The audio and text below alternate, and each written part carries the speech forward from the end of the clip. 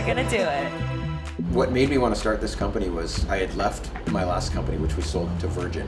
And while I was at Virgin, I was kind of inspired by the idea of Richard Branson being able to do things that were good at the same time he was doing well. So then I went looking for a problem, and then the problem found me.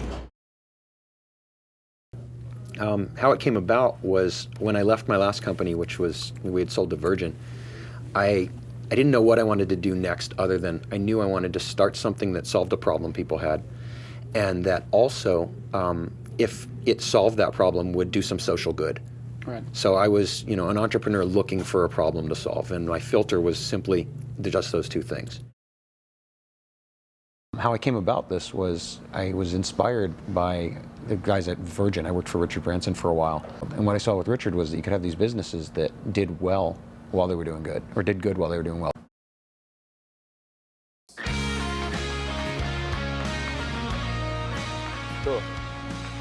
Cool. So I have 10 minutes.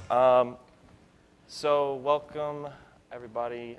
It's great to be here in beautiful, exotic San Jose. We'll see if these slides work. Some kind of lucky entrepreneur sweat in it. I've had this jacket ever since I guess I landed in the States, and brought me luck. And now every few months someone mails me a new one. But I still keep this old one, so stop mailing me a vest in the mail. All life comes from 4 chemicals. There's an A, C, there's a T, and there's a G.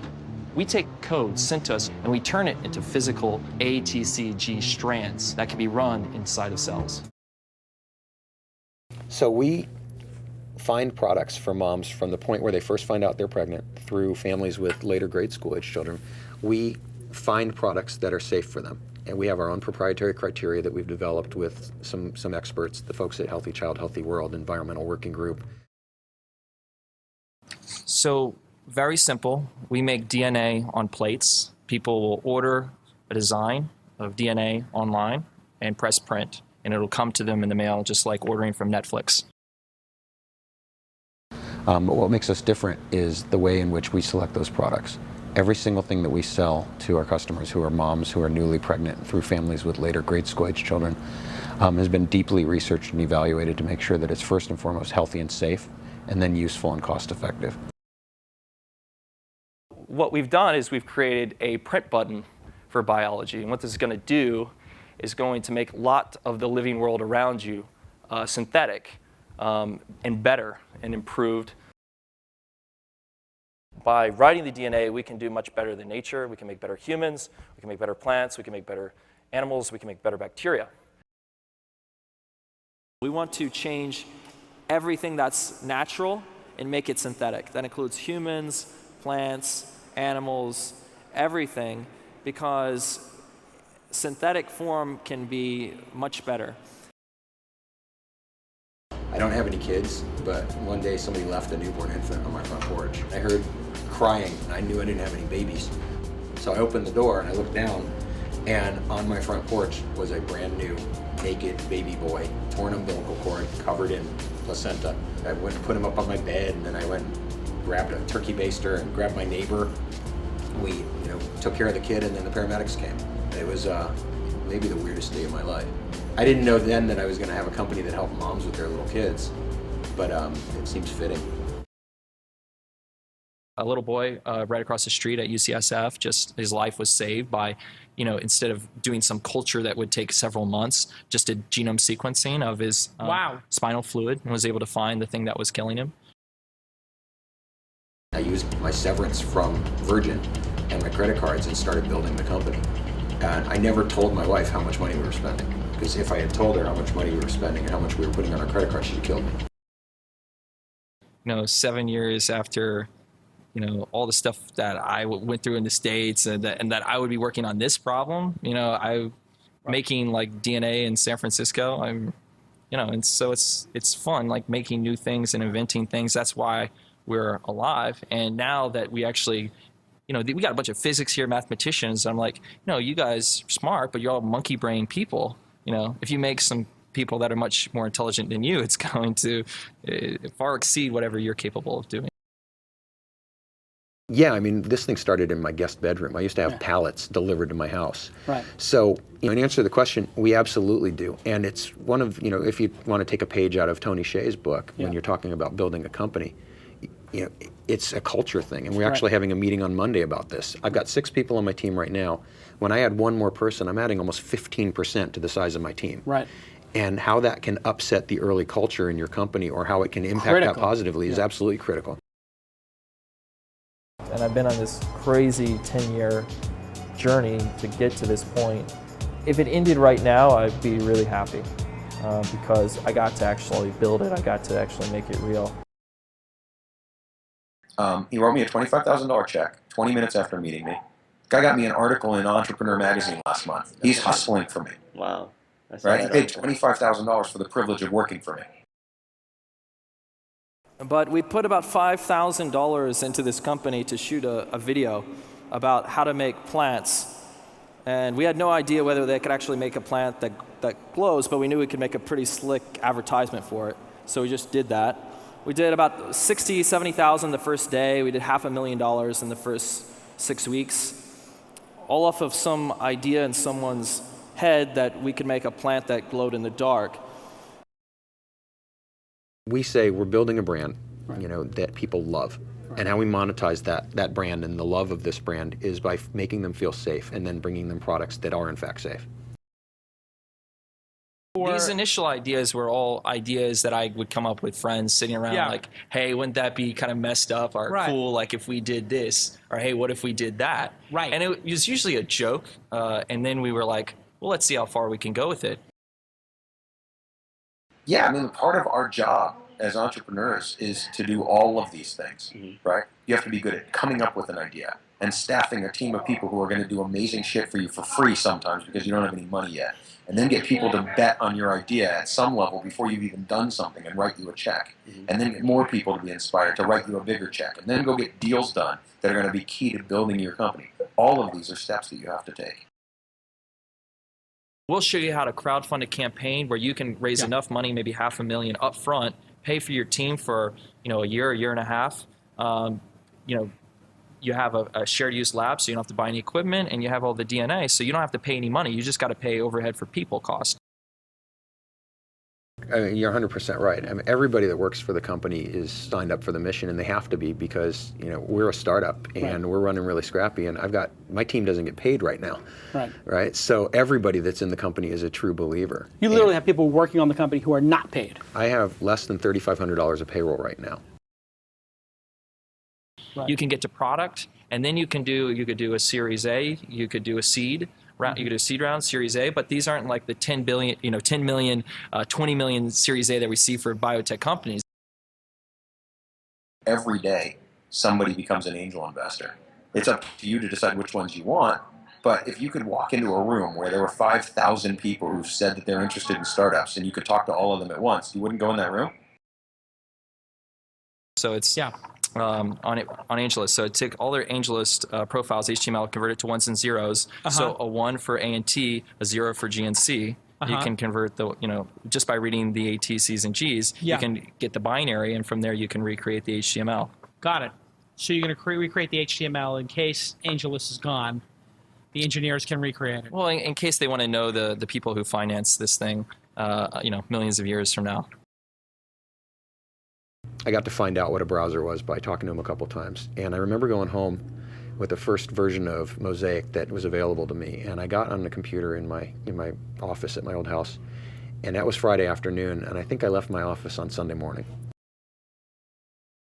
At the early days, couldn't really afford to program. Then it became cheap. It became democratized. They started making these transistors massively parallel in the fab.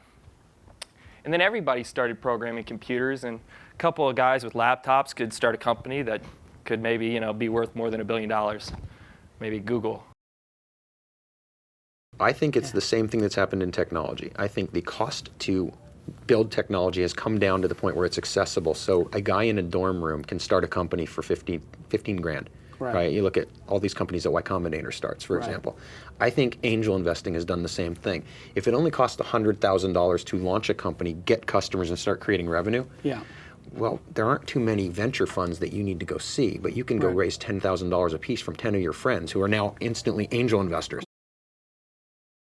So it was like, I don't know, it was probably like Larry and Sergey, like back when no one cared about search and thought the portal was everything. Yeah, of course. Like no one, it's completely blind spot. Hey, we're all made of DNA. Everything that's alive is DNA. And if you can write so you it, had it's no slightly idea valuable. we'd be where we are now. I was not expecting this problem to have, I would have expected it to be solved 5 years ago. So I ended up calling my recruiter, the person that got me the job at Alias, and said, I don't care how much money I make, just get me an internet job. Well, I think Blade Runner is happening right here in San Francisco, and eventually everything that's alive will be synthetic and designed on a computer. Yeah, every human being will be designed on a computer. Information has been democratized, right? And the power has been put in the hands of all of the experts. So like in my space, there are thousands of moms who are writing blogs. I mean, I tend to think like in the future, everything is going to be much cheaper. With this technology, you can make chemicals and materials for orders of magnitude cheaper. I think medicine is way overpriced, and it's very barbaric the way it works. I think you're going to see a lot of dumb stuff get funded, which happens in every, in every market. And the more money that there is available, the more deals people are chasing, the harder it is to filter. These like liberal environmental groups are the dumbest idiots. That's what I think. Yeah. Like technology will solve all of the problems that we have, from starvation to sickness to global warming. Water, drought, to water. famine. There all this stuff, isn't anything that we can't solve through genetic engineering, including making humans that are smart enough to solve the next great physics problem, right? I started out thinking about the kind of business I wanted to build. And the first thing that came to me was that I wanted to solve a problem that people actually had. It needed to be a big problem. I felt like it needed to be something that I cared about personally. I believe that if you take a cause that you care about and you treat everybody that also cares about that cause and joins the company, if you treat them right, you treat them with respect, you give them, responsibility, you let them do their job really well, and you treat your vendors that way, and you treat your customers that way. If they also sign up to that cause, the business will take care of itself. I mean, you obviously have to be good at running it, but the profits will fall out of that. I created a set of rules for myself. First was solve a problem people have. The second was make sure people know they have the problem. And the third was make sure it was a big problem. And then last but not least, do something you care about. Every single order that's placed with us, I don't care if you spend $5 or $1,000, every single order results in us delivering 3 organic meals to a child who's not getting fed nutritious food. What it's all good now means is it's good for you, it's good for your family, it's good for the planet, and it's also good for someone in need. So every single thing we sell, I don't care if you spend $5 with me or $100, every order results in us feeding a kid in America 3 meals. Every single time we receive an order, regardless of the size of the order, you could spend $1 with me, you could spend $100, whatever the order is, it results in us delivering 3 organic meals to food pantries that are taking care of families. So 1 order feeds 1 child for 1 day. So we had to get to 1 order feeds 1 child for 1 day, and then make sure we never ever say it any differently. This technology is probably more powerful than a hydrogen bomb, could kill everyone on the planet for sure. But yeah, I mean, this printer is probably more powerful than a hydrogen bomb. It has the power to create and destroy entire worlds. DNA is probably the most powerful technology on the face of the planet. I mean, everything that you see outside is programmed by genetic code. The air that we breathe was produced by biological things living billions of years ago. I mean, we were just outside. It was really beautiful. We saw lots of nature and living things. It's all run by code. Even the meal that we had before was code. We were eating software. Software is eating the world, but we're eating software, right, Mark? There we go. So everything that's alive runs DNA code. So everybody in this audience runs code. All the microisms, organisms in your gut and that live on your body run code. All the plants run code. All the food you eat runs code. everything around you is code. It's a digital file. Aging is a disease. It is not. It is because we are running a program that's designed for us to die. Why would we have a code that makes us die? Well, we will eventually be able to write the code not only to fix our current mistakes, but also to fix mistakes as we age. Yeah. And that's going to be critical to living forever. We think it's a fundamental human right to not only know your code and the code of things that live on you, but also to write your own code and personalize your code. It's pretty amazing because you realize that these people are just like us. I mean, poverty doesn't seem to have any bias. It's just like a lot of other things. It knows no color. It doesn't know any, there are people who if you were to hear their stories, they were, just like you and I. They had jobs, something happened, whatever it is that happened, put them in a situation where they needed to, to access help. And fortunately, there's organizations that can help. And we're fortunate enough to be in a position where we can help those organizations. But what's great is there's national governments all over the world that are open to progress in this space. And who's the most open and the place where we'll see, what will be the Switzerland of bank accounts, but the Switzerland of, or the Cayman Islands of this space? Well, the Cayman Islands. Oh, quite literally. Quite literally. This is the United States. We're supposed to be the richest country in the world. And we see all this horrible, news about other countries that don't have nearly as much abundance than we do. We don't really think about our own backyard, but 1 in 5 families is not getting adequate access to food, and they're having to get that food by going to food pantries and food banks and charities. Monsanto's saving lives all over the planet. They're saving way more lives than these Greenpeace idiots trying to shut down nuclear power. I sat for a year after I left Virgin thinking about what I wanted to do next, and it was while the world was falling apart. Right. I had to I went on a news fast because every day I watched the news, it bummed me out so bad that I didn't want to work.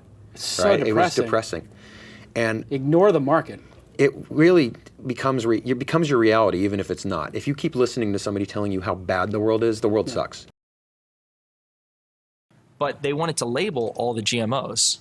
Right. All the hippie liberal people, right? Right. And I was like, great, do that. Because once people realize like 70% of their diet is GMO, they'll shut the F up. They right? won't. Well, I think that if the news were to collude and say, you know what, for the next week, we're just going to tell everybody that the economy's fine. Economy skyrocket. People would start spending money again. And if people started spending money, well, then people would be consuming things that have to be replaced with other things, and jobs would start again.